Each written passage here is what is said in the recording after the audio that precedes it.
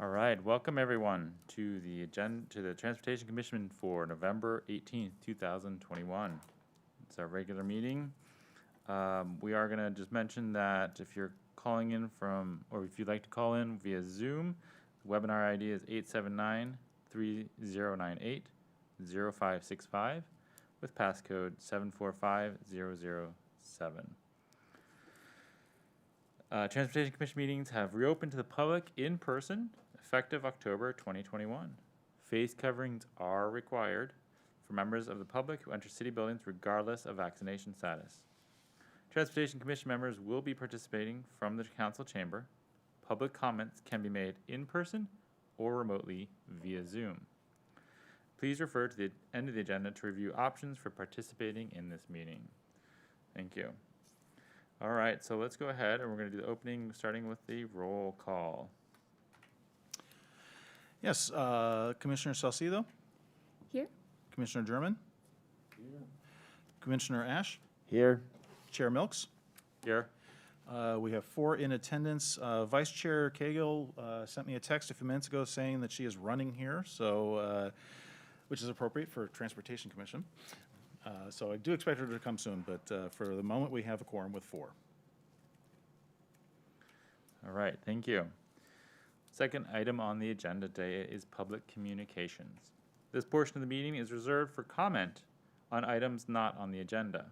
Under the Brown Act, the Commission cannot act on items raised during public communications, but may respond briefly to statements made or questions posed, request clarification, or refer the item to staff. So, do we have any public communications, either in person or on Zoom? And if you are on Zoom, make sure you hit the raise hand button at any time to contribute to public communications. We have no speakers here in the chamber, and we have no non-staff attendees on Zoom at the moment, so no public comment. Okay, seeing no public communications, we will move on to the consent calendar. Also noting that And I'm sorry, yes, Commissioner has just arrived. Commissioner Cagle, or Vice Chair Cagle, arrived at 6:03. Great, thank you. All right, so we will look towards the approval of minutes of July 15th, 2021. Move to approve. You want to hear a second? I'll second. I'll go ahead and take the roll call. Commissioner Salcido? Aye. Commissioner German?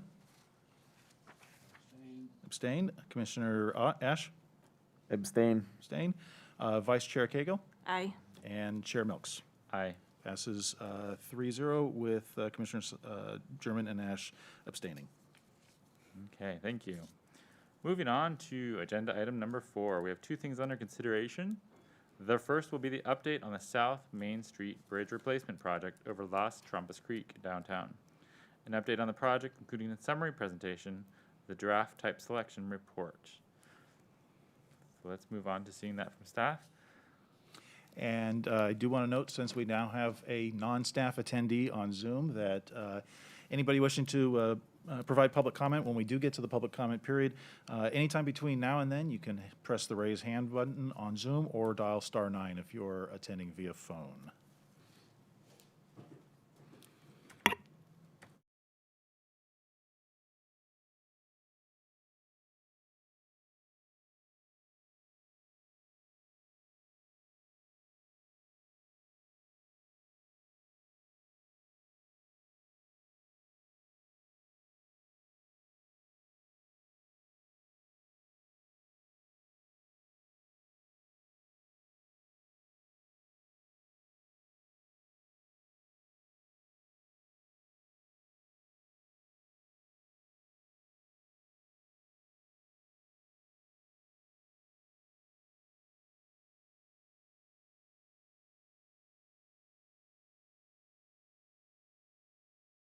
Okay.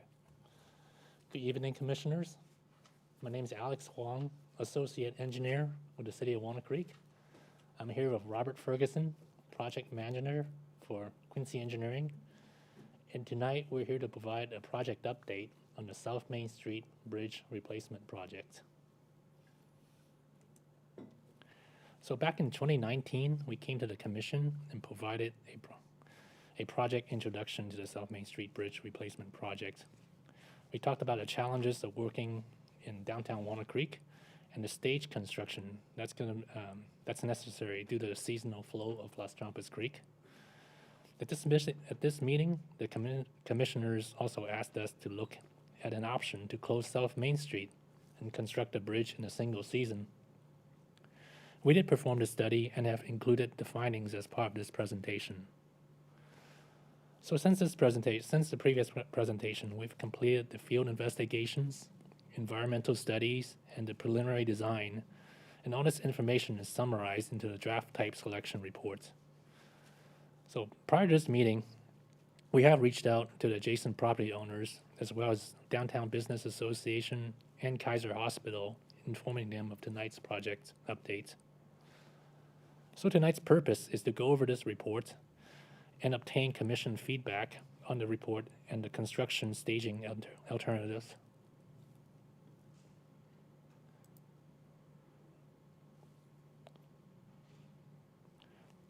So just to refamiliarize with this area, here's an area of downtown Walnut Creek. We have Broadway Plaza directly next to our projects. The project is located on South Main Street between Botello Drive and Broadway Plaza. And the bridge is located directly over Las Trampas Creek. Here's shown in the dashed red line here is the approximate construction limits. And this is for the preferred construction staging alternatives, where the street would be closed between Botello and Broadway Plaza for the construction.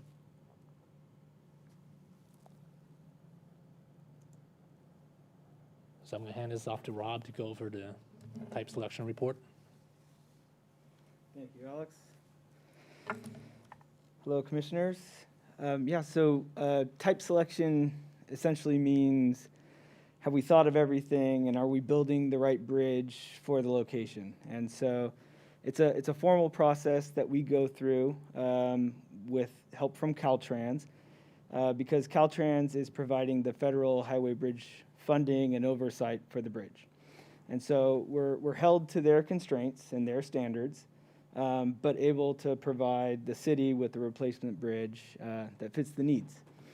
And so our overall project goals, we have an over 100-year-old bridge, and it's structurally deficient and it's functionally obsolete. This doesn't necessarily mean that it's unsafe. It just means it's nearing the end of its service life. It's in poor condition and should be replaced. And then we also want to improve the bicycle and pedestrian experience through the area here. And so our process is we do a bunch of investigations, hydraulics, geotech, surveying, things like that. And then we identify all of our constraints, and we weigh all of our project options and look for the right fit for South Main Street. And so where we are in the project right now is we're approaching our PA and ED milestone, which stands for Project Approval and Environmental Document.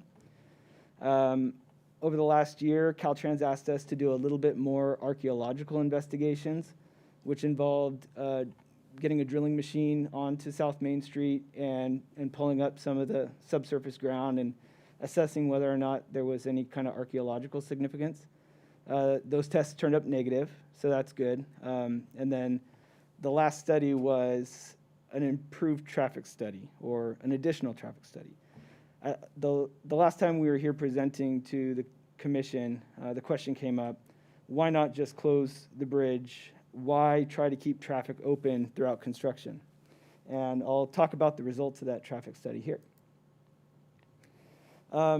In addition to that one question, there were some other questions and comments that were brought up by the Transportation Commission.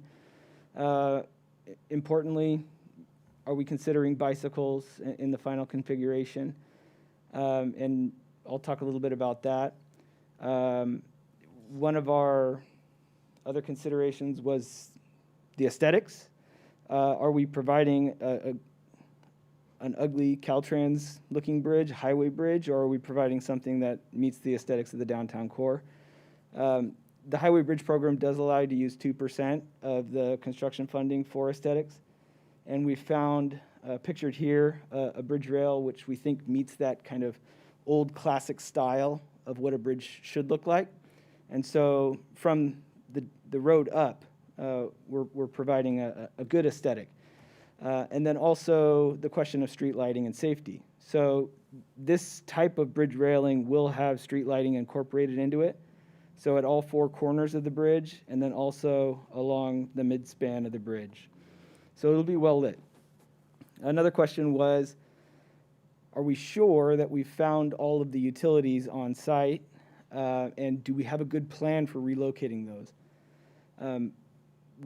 Closing down all of Main Street allows a really good opportunity to find and identify all those utilities prior to construction, get them all out of the way before construction begins, which should speed up the overall construction process. That way they're not digging here, finding utility that was unknown. They're going to dig them all up before they even start and get them onto a temporary utility bridge so that we can remove and replace the bridge. And then finally put the utilities back. And then the other question was, why stage the bridge? Why keep 2 lanes of traffic on Main Street throughout construction? Well, we figured it would be better for overall traffic flow through the city. But the question was raised, what would happen if you closed it? We were surprised to see the results, and I'll share them on the next slide. And finally, the last thing we do in type selection is we take all of our various constraints, we add them all up numerically, weighing things like impacts to businesses, right-of-way impacts, construction duration, construction cost. And what we're finding is that our new alternative, which is alternative 2C, provides better value for the city overall. So just like our previous alternative, alternative 2B, it's a 2-span bridge, and we need that to keep the bridge above the 100-year floodplain for hydraulic constraints. The bridge will feature deep foundations, which will consist of cast and drilled hole concrete piling, and that's essentially to keep the bridge from settling over time. That's a geotechnical constraint on us.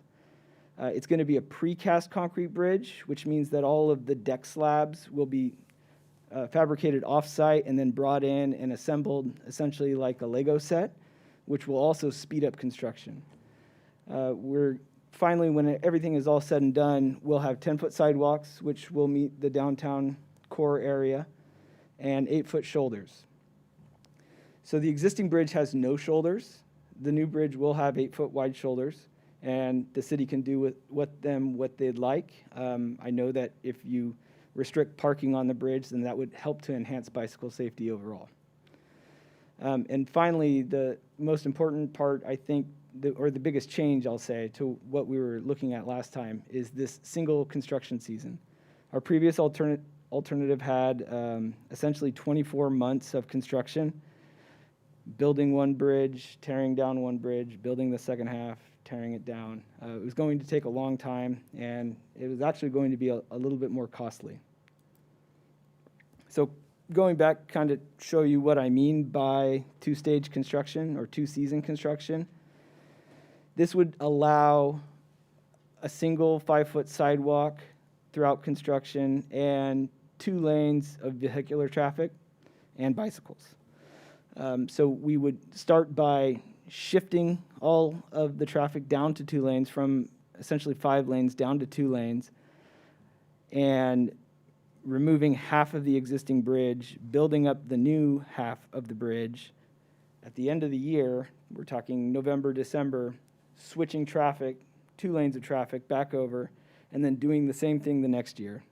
And we thought this was going to be the only way to go until we saw the results of the traffic study.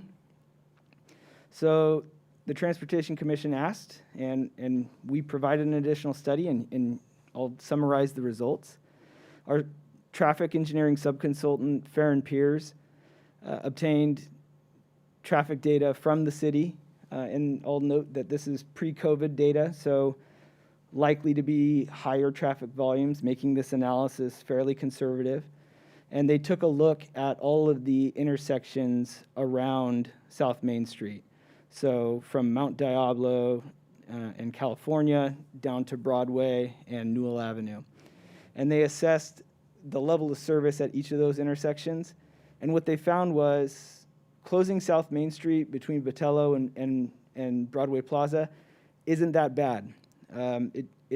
Most of the intersections can handle the increased traffic without reducing their level of service below the city standard.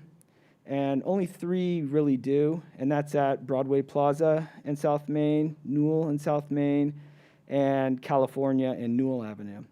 But the good news is we can restripe some of the lanes in those intersections and also retime the signals to get those intersections behaving back up to the city's standard. This analysis is fairly conservative. One of the things it doesn't take account for, A, traffic after COVID, and then B, is driver behavior.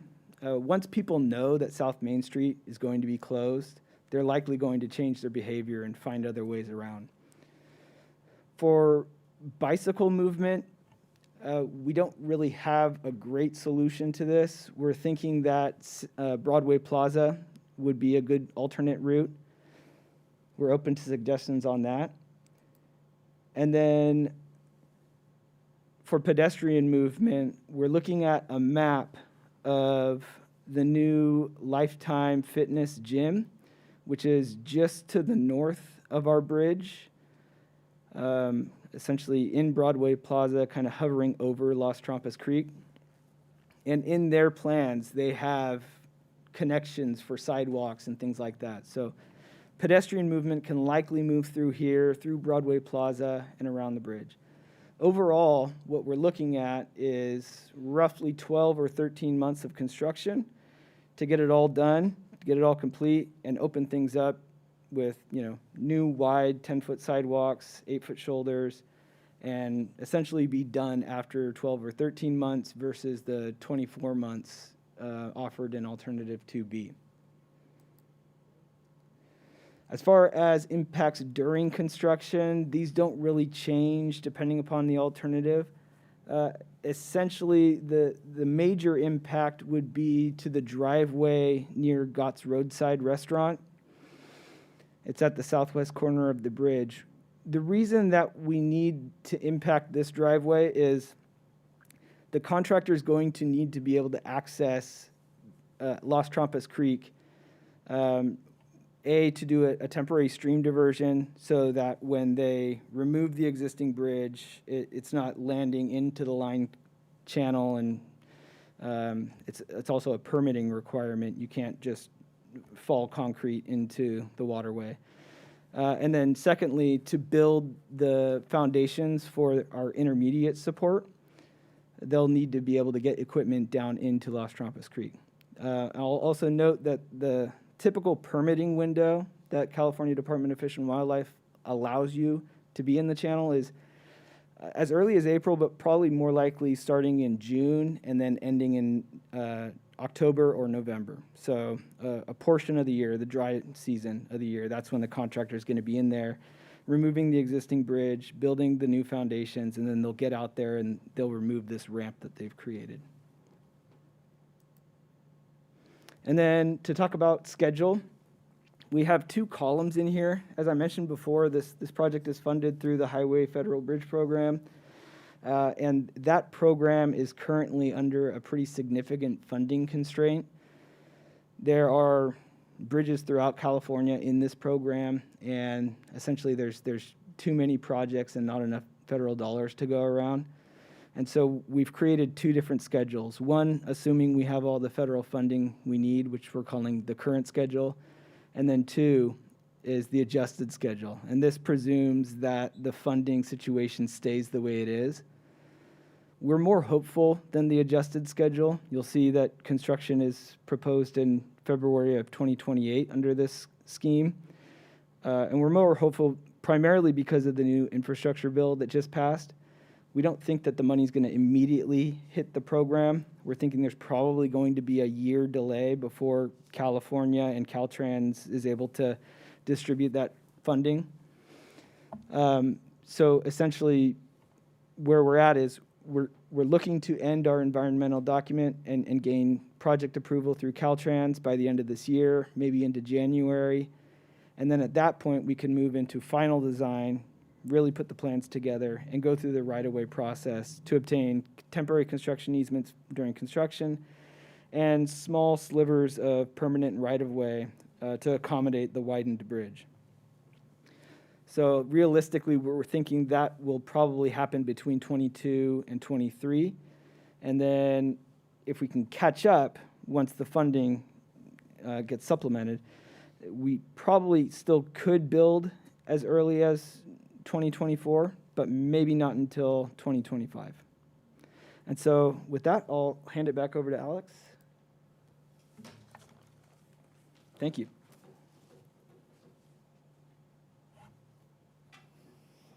Okay, next step. So the next step for us is to finalize the draft type selection report and incorporate the commission's comments.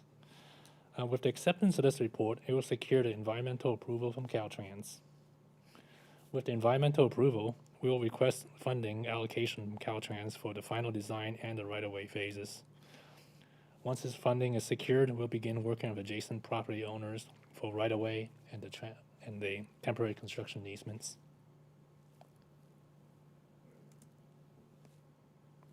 So we're asking the commission to provide feedback on the draft type selection reports and the traffic management construction staging alternatives. This concludes our presentation and open for questions and comments. Okay, thank you very much. So we'll start off with questions from the commission. We will open it up to the public in person or online for any further questions and comments, and then we'll bring it back to our own commission for our, I guess, do we need a vote on this technically to approve it? To choose a preferred alternative? Okay.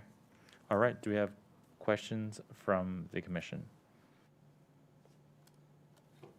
Go for it, David. He passed the full mount unit, is that 8 feet wide? Is that 2 4-foot paths or 1 8-foot path? For the shoulders, it's 8 foot wide on the left side of the bridge, 8 foot wide on the right side of the bridge, and then same with the sidewalks. 10 foot on the left, 10 foot on the right. So Clarification funding from the federal government infrastructure bill. You don't know if that's going to do or not. The best information we have right now, it just passed a couple weeks ago. We've heard from the governor's office that there's $4.2 billion that are going to be allocated to bridges in California, but that doesn't necessarily mean it's all going to be for local agencies.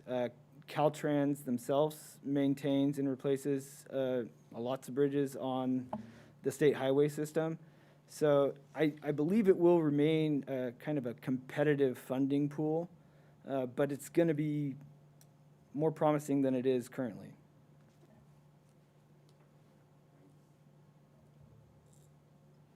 Other questions?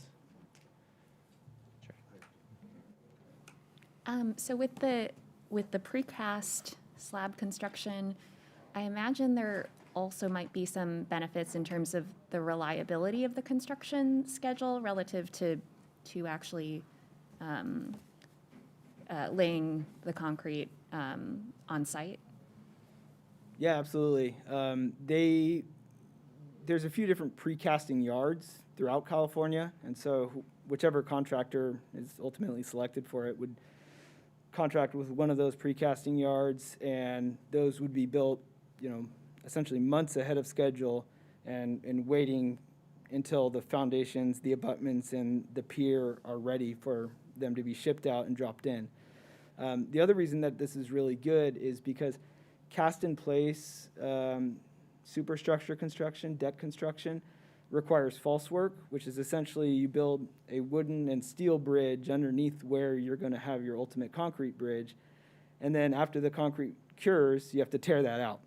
And we are hesitant about that because of the in-channel window that I talked about with the permitting. If you get too late in the season, and you're not able to put that superstructure in, you'll have to wait till the next year. Precasting, once you get the foundations in, you can essentially lay those anytime you need to. So yes, it does make the schedule more flexible. Thank you. And then in terms of the business impacts, did businesses in the area who may be impacted by this construction have any sorts of preferences, or have they been discussing this with staff? Yeah, during the last commission meeting, we did talk about, the quicker the construction period would be the most beneficial, and this single season option would be the shorter construction time span option.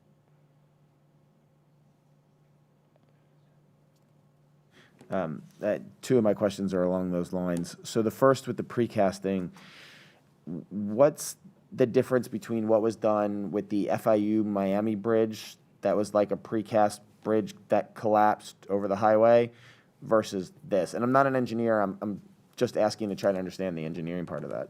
No, it's a good question, and I'm a bridge nerd, and I know so anyway, this type of bridge is fairly traditional. It's utilizing theories and construction practices that have been in place for a long time. That bridge was kind of state-of-the-art, kind of out there, and they were pushing the materials to their ultimate limit. In this case, we're not really doing that. We're building a more standard bridge, all within the code. That structure was kind of a little bit more, I don't know how to say it, designed by the seat of its pants, essentially, a little bit further out there. And then along the lines that Jamie was asking, have we, and I know it's years away, but is there a strategy before this happens to reach out to the businesses in that 3-block radius, and what's our plan for getting their feedback, notifying them of the changes since it impacts all of them? We have contacted the Downtown Business Association, and with this project, we did contact all the adjacent property owners, including Broadway Plaza, and let them know that we're having this commission meeting. I think in the longer term, we'll have a city website set up in the engineering webpage to talk about project progress. Okay, as a recommendation, then I'd love to see some more direct outreach. If we could send, maybe a year before we do it. I mean, it's too soon now, but at least communicate properly via direct mail to these businesses, and make every effort to try to talk to them just so they could start preparing and get it in their heads, because you also don't want a lot of people complaining after. You want them to be able to prepare, post it on their website or on the phone, No surprises. So if we can add that public outreach, that'd be great. And then I just my third thing was I wanted to get an understanding. You talked a lot about the creek and its impacts. Just for my education, how much water regularly flows through there, given all the droughts and everything? How deep is it during winter? How deep is it in summer? Are there fish in there? Just kind of curious. Yeah, it's completely concrete lined underneath the bridge, and then just downstream of the bridge, it enters a culvert, which directs all of the flow beneath Broadway Plaza. And then that water doesn't daylight until I think past the library.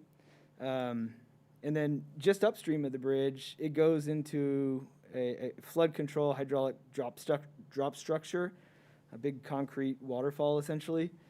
And typically in summer, I want to say there's roughly 3 to 6 inches of flow in it, and then in winter it could probably be a couple feet, Pretty right? full, yeah. It could run pretty full. Okay, thanks. David, you have a question? I thought I want across, sorry. How old is the bridge? I believe it was built in 1919. So in that time, utilities have been strong, catch as can, right? Is there a plan for standardizing conduit in the new bridge? I'm sorry, could you repeat it? Is there a plan for standardizing conduit under the bridge? Conduit for utilities? Yes. Yeah, so of the utilities that are currently running on the bridge, we plan to mount those to the side of the bridge below the tow line of the bridge rails. The precast bridge doesn't offer as much ability to run conduits inside the superstructure itself. There might be some potential to bury conduits under the creek, but we'll have to coordinate with the utility owners, and because ultimately, if they're relocating them, it becomes their plan on how to do it, within the confines of the project. Add on to that too. So the bridge sidewalk has conduits built in. We can put in conduits within the sidewalk so utilities can route their a lot of communication wires through those. Thank you. Okay, yeah. At what point during this process, and apologies if I missed that in the 739-page report that you gave us, at what point in the process do we talk about what the usage of like the 8-foot, whatever it's called, are going to be, and the 10-foot sidewalks, and kind of like the design and the usability of all of that space?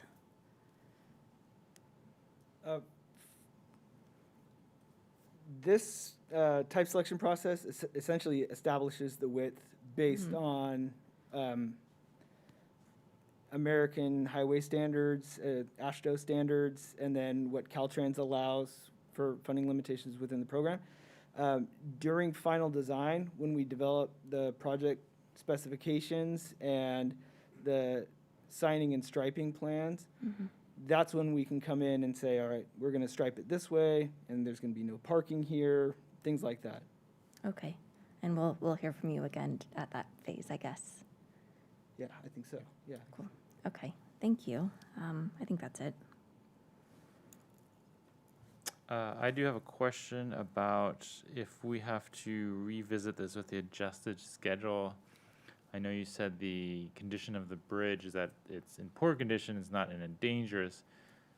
If we wait 5 more years because of this adjusted schedule, does that bring us into a dangerous zone? At what can we predict at what point we might enter a more dangerous zone with the bridge, the existing bridge?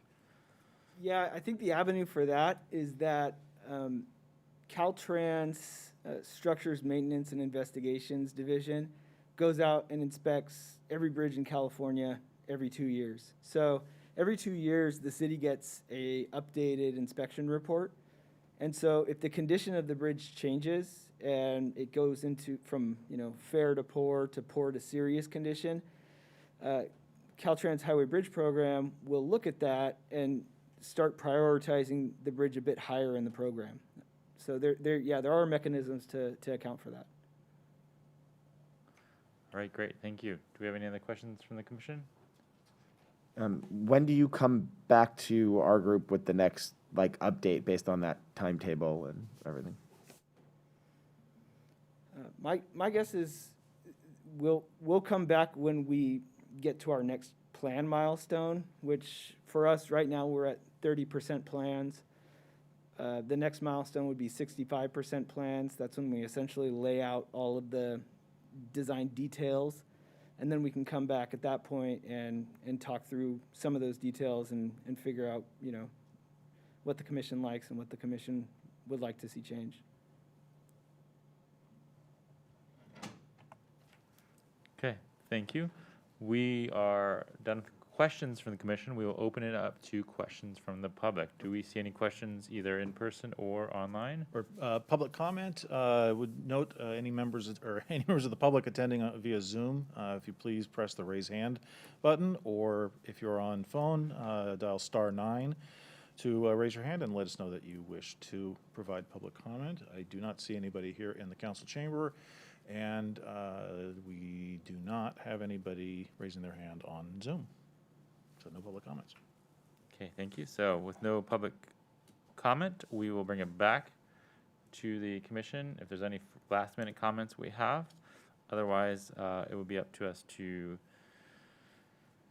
do you just want us to vote to approve or disapprove the 2C, or do we go through each one? Is there a preference on? I think just to 2C, if that's the, Okay. And point of clarification, this is a recommendation to the city council, is that correct? Or is this an actual decision being made by the Transportation Commission? that's a good question. Could you, I couldn't hear you if you could. It's a recommendation that we're going to take into account in the environmental document. Okay. Well, before we go to the vote, I would say that after reviewing this, and again, not being a bridge expert like any of us here, the single stage precast slab does seem to be the best value, the fastest, the most affordable. And the bridge is going to get built no matter what. And it's going to be a distraction and a difficulty no matter what. But getting it done, it's kind of like we just got to rip off the Band-Aid. So that's my thoughts after looking at this. And it seems like we're nodding head in agreement. But let's go ahead and go to the vote. So we'll take a vote on approving the recommendation. You want to look All right. for a motion and then a second, and then we would take a vote.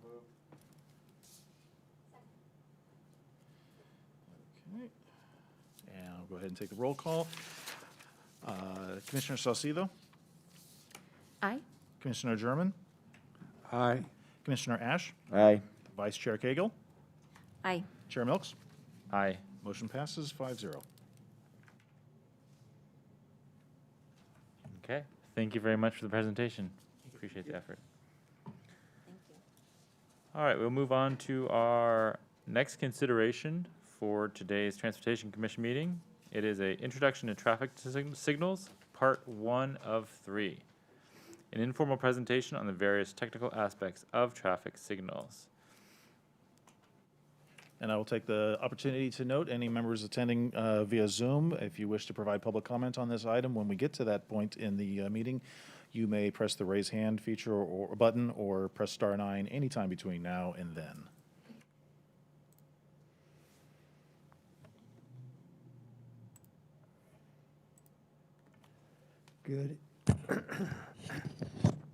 Good evening, Commissioners. This is a much less formal presentation than the previous one you just had. There's no voting at the end either. So it's more of just informational session on traffic signals. This is part 1, and if you're okay with it, we'll do a part 2 and a part 3 later at a future meeting. So my name is Matt Redmond, Associate Traffic Engineer here, and let's get things started. So for the overview tonight, we'll talk about why traffic signals, why, where we put them, how we do that, what we consider.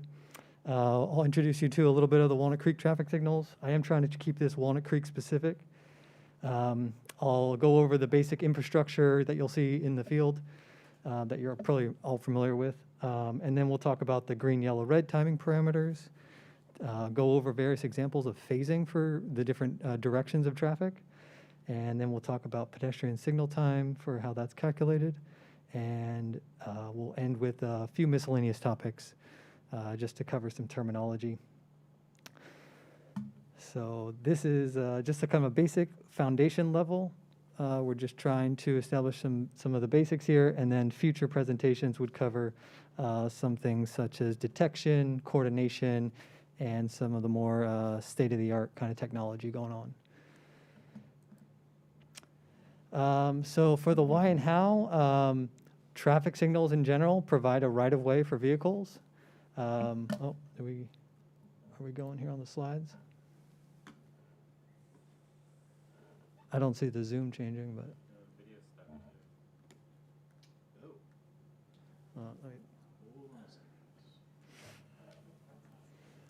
Should we give Our it 2 Zoom minutes? appears to be frozen.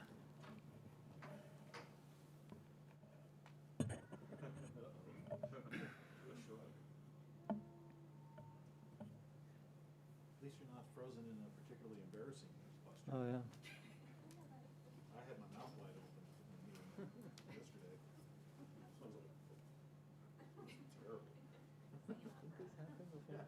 What? Didn't this happen before? No. Yeah, last night. Did it happen last That time? was not good. Let me turn that off and turn it back on. That might be.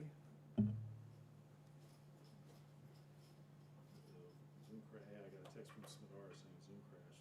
You know, she popped over there and was texting me. I heard, Traffic engineer, she should be Yes. figuring out why we crashed. Is that you rebooted? Everything was. Wow. We have to like leave the building? Come back in. Yeah, control alt delete. Right.